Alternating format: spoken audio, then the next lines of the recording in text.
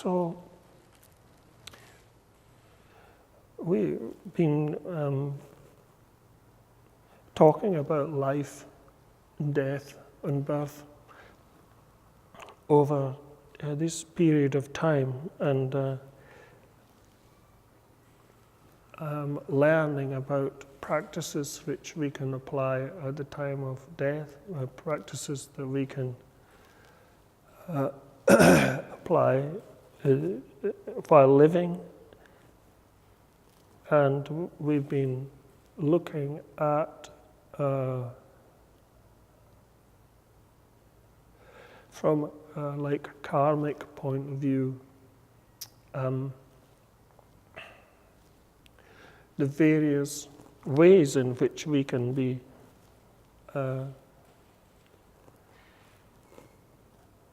which we can take another body after passing in between this death and living.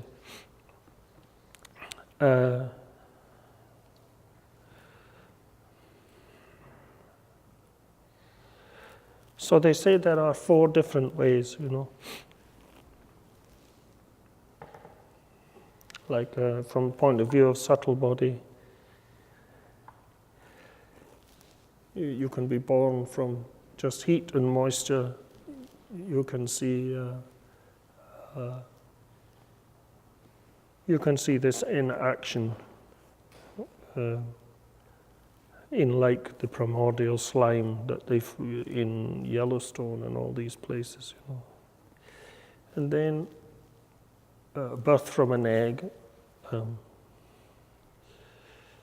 We all have breakfast, so we have some idea of like an egg birth.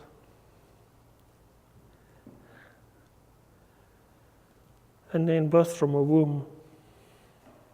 So there are different stages of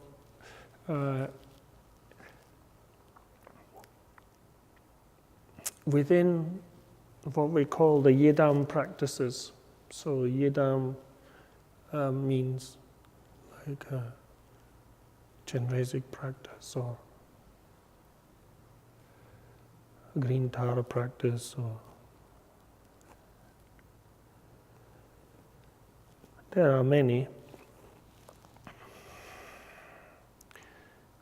and they're called yidam because yi is mind and dam means to bind. So yiji dam tsikpa is that which holds the mind's attention, if you like. And so basically what we're trying to do is a tantric form of shinny meditation and insight meditation. It's just a different way of doing it by using imagination and using thought as the vehicle for transformation. And so you can imagine yourself taking form as this yidam, as Chenrezig or whatever, in different ways. And some practices have a very simple way of doing it, so instantaneously, and some practices you have to build up. So generally, the shorter the practice, then the less complicated the way you begin the practice. So for instance, if you're doing like a daily practice, it's much easier just to imagine yourself taking on some form instantaneously. It doesn't matter which form you use to begin the practice. You usually begin the practice the way that we've done today with the refuge, and renewing kind of your commitments to not cause harm, basically, to yourself or others, and develop a kind of genuine wish to serve, if you like. And then these are called the preliminaries, and then there's the main body of the practice, which is building up how you become the yedam, whether it's chenrezig or different types of practice, you know.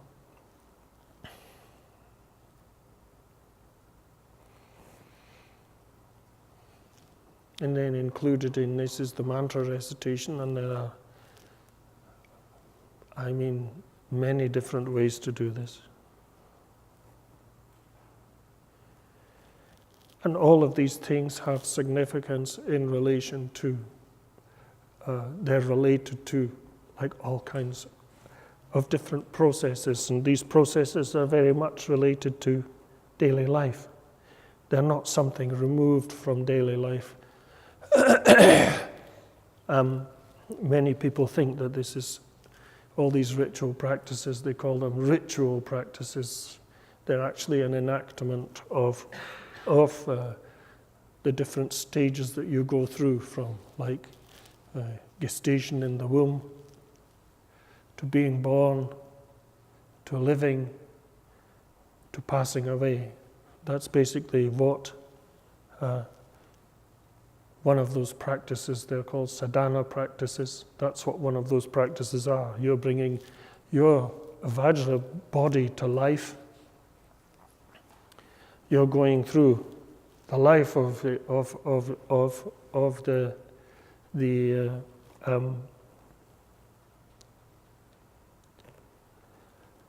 yourself as the yedam, and then you're dissolving back to where you came from.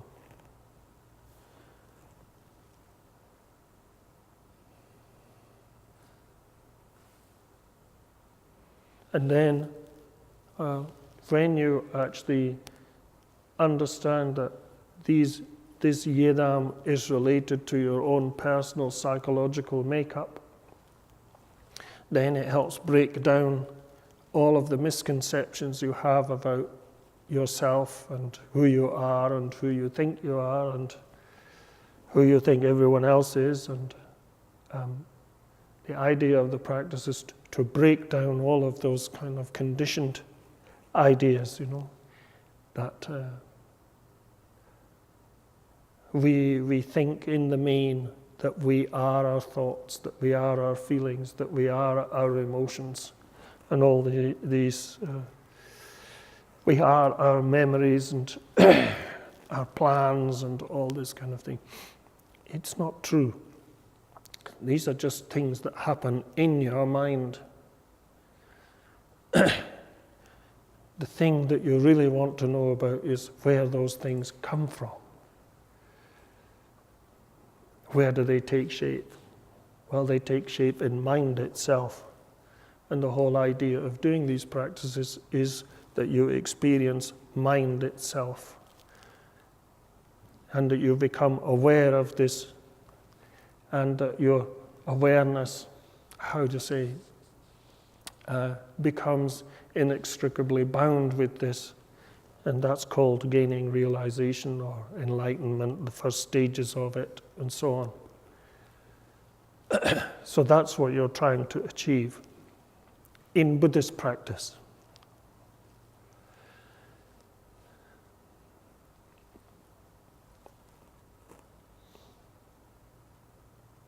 And so this is why we do these practices. These practices contain everything that you need to develop a positive attitude, to kind of do positive things, to think positively, to say positive things, to look on your body positively, to experience yourself as you are and not as you think you are. And so eventually all this breaks down, and through the practice and through your connection with a teacher, you'll receive oral instructions on how to behave and how to enhance your practice, and things that will help kind of break through all these conditioning and all these ideas that you have. That's the purpose of the teacher.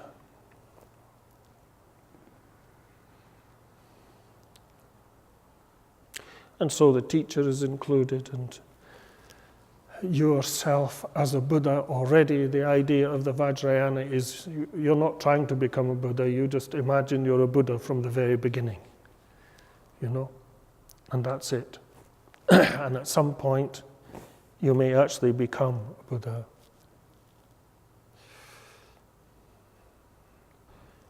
Your mind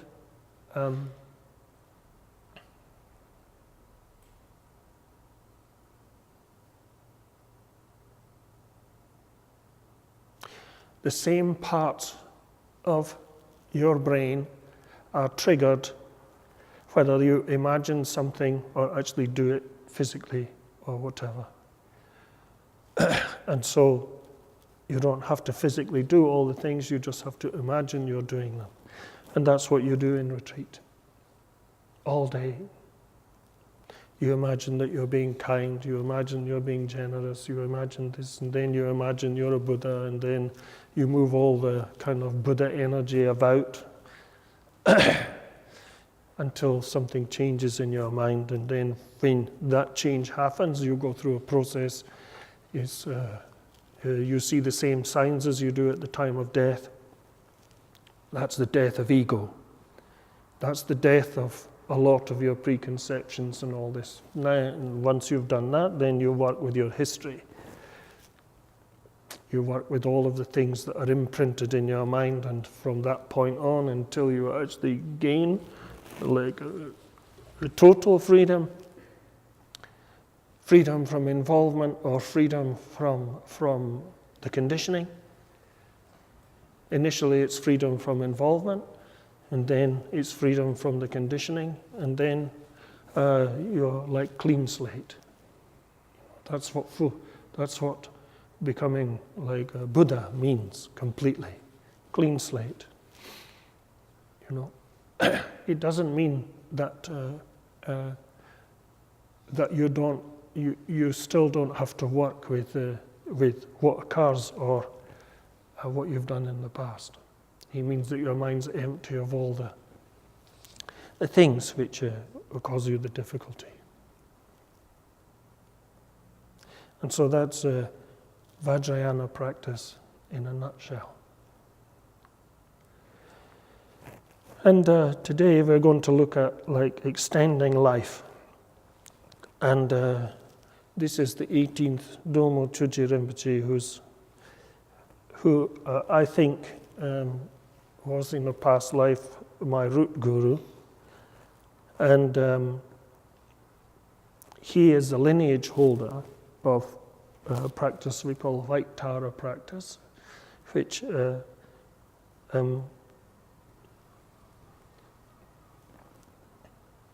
you practice in order to remove the obstacles to your life kind of being extended. And so we were lucky enough to have him here, and also he gave the empowerment here for this practice. And then very kindly, he was like a big mama and I was like a little baby.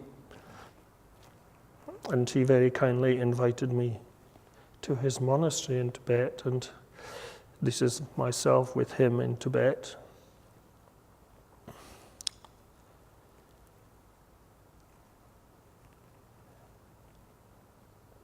And for the first time I felt at home and felt that that's where I should be. But due to things beyond my karmic control, then I'm here.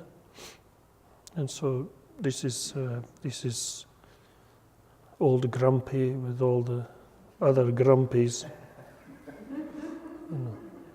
We're going to, there's a big ceremony going on in Rome.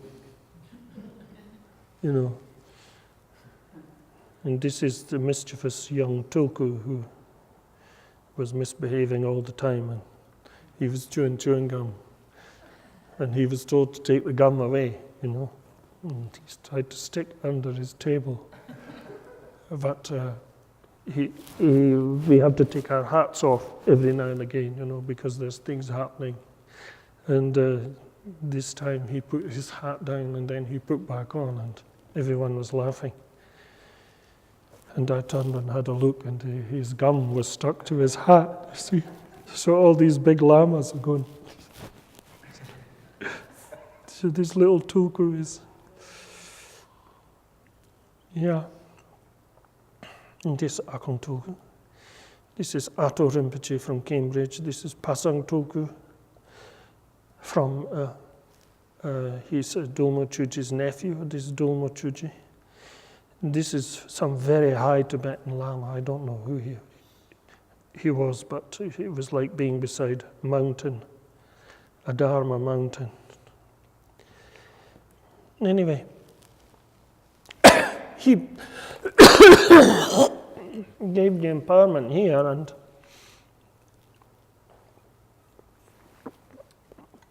if you're doing the full version of this practice, then then the stage, the development of the visualization is called the development stage. Then there's 5 stages.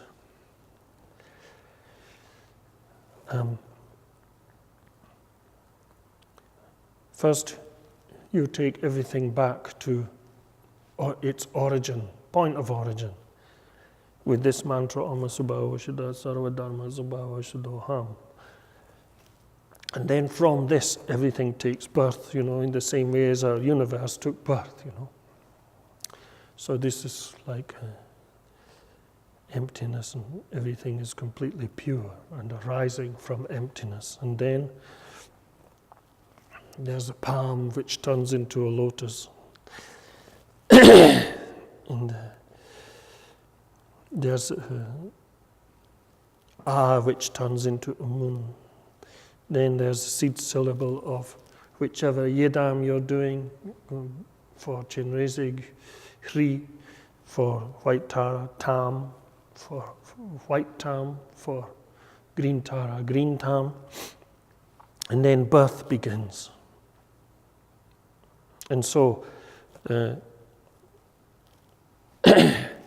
the syllable turns into like a moon seat, and so this is to do with the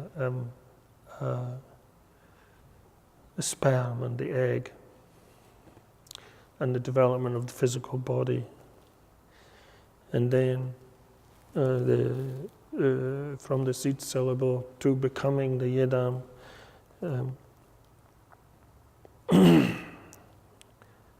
Purifies consciousness, and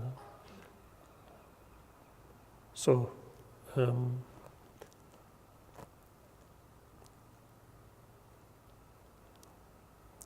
from being reborn through to and then the period of the time in the womb, and then the actual moment of birth. So these are the 5 stages, or in this particular practice.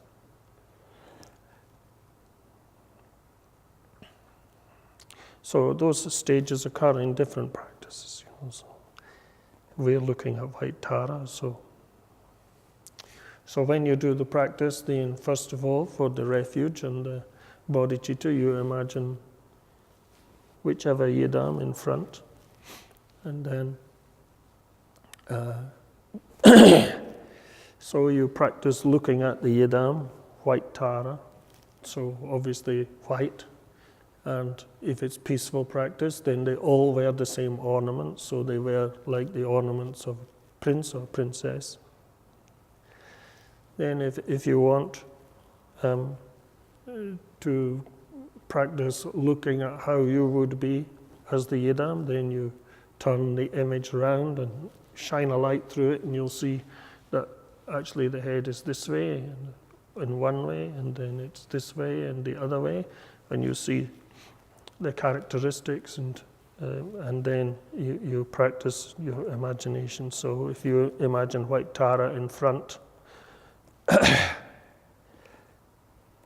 but this time 1, 2, 3, 4, 5, 6, 7 eyes.